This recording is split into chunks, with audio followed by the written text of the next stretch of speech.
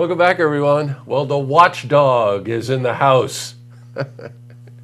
You knew I was going to do that, didn't you? I did. You did. You tipped me off. Thank you. One thing I really love about our community is people get very involved in issues concerning the economy, concerning the environment, concerning development.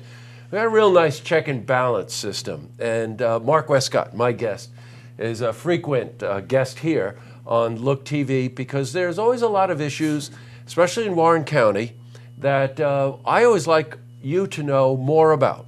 I like the personal knowledge, but I know our viewers like it as well. So thank you always for coming in and talking to us. Oh, you're welcome. Thanks for having me. Yeah, it's great to have you, Mark. An issue that's surfacing at different times, it's been in the news, but right now it's really starting to spool up because there's two things concerning the airport that I want to discuss. And we're going to have opposing sides, opinions on this, so you get the full picture.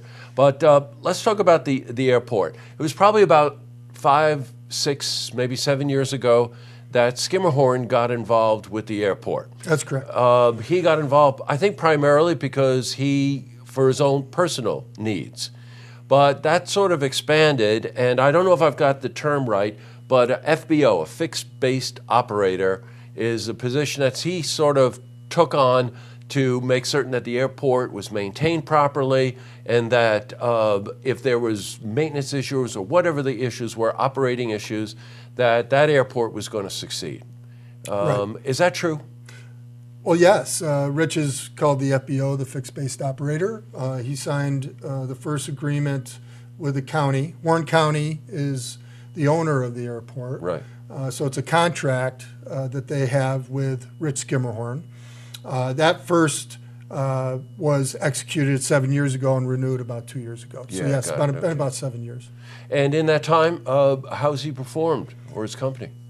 I think the airport is a gem of an airport, and I support the airport. I think it's a really important economic driver for our community.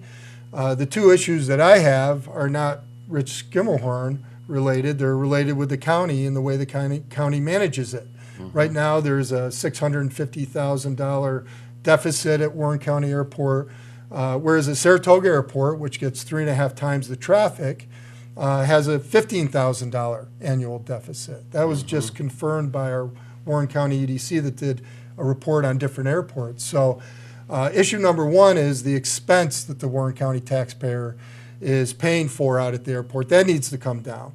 Mm-hmm. The other issue is the runway expansion, which myself and the opponents of the runway expansion believe is not necessary or justified. You know what, Mark? I want to get to that in just a second. But the reason I mentioned Rich Skimmerhorn is that there's a proposal now to the Warren County Board of Supervisors where he is willing to take over the running of the airport for I think like a $500,000 number or something like that, to cut that $600 and something thousand deficit way down. The county will still be responsible for some of the maintenance things on the airport or operating things at the airport. Will still maintain ownership of the airport. Yes. But Rich Skimmerhorn has given them a proposal. How's that proposal being met? I think it's being met at the Board of Supervisors positively. I think people are tired of hearing about the excess expense out there, and this is the first concrete proposal that's come along to really do something about it. So I think it's being viewed positively, but it'll take some time. They'll do an RFP, a request for a proposal. Other companies will also have the opportunity to submit proposals. Those will be carefully reviewed.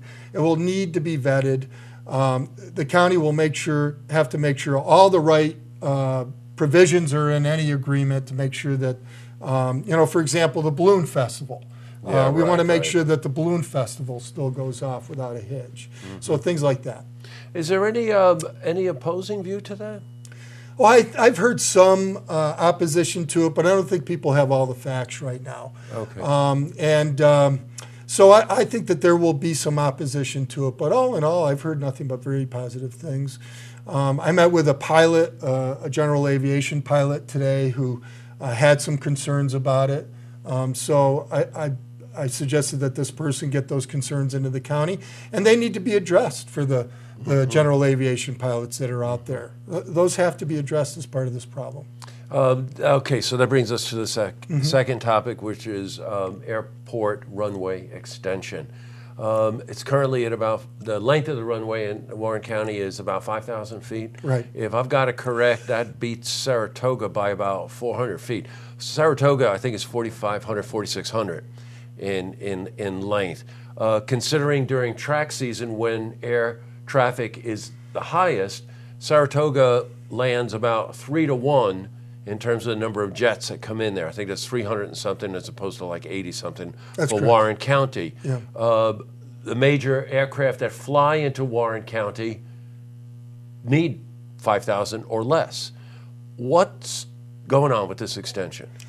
Well, you know, we've opposed it from the start because we don't feel it's necessary or justified. It's now a $9.5 million project. It is mostly funded by federal taxpayer money, but there are grant assurances, meaning there's strings attached that affect local taxpayers. And it's just the type of thing that just isn't justifiable. For example, the aircraft that uses the airport the most out in Warren County is a Hawker 800, and their promotional pamphlet states that it only needs a 5,000-foot runway. So we're what's called a short-haul airport. We don't have jets coming in, you know, traveling all around the world. We're mostly a regional airport, and because of that, we just don't need an extension. Right. And I think it should note we are going to have other representatives come on, pro and con, about this airport extension.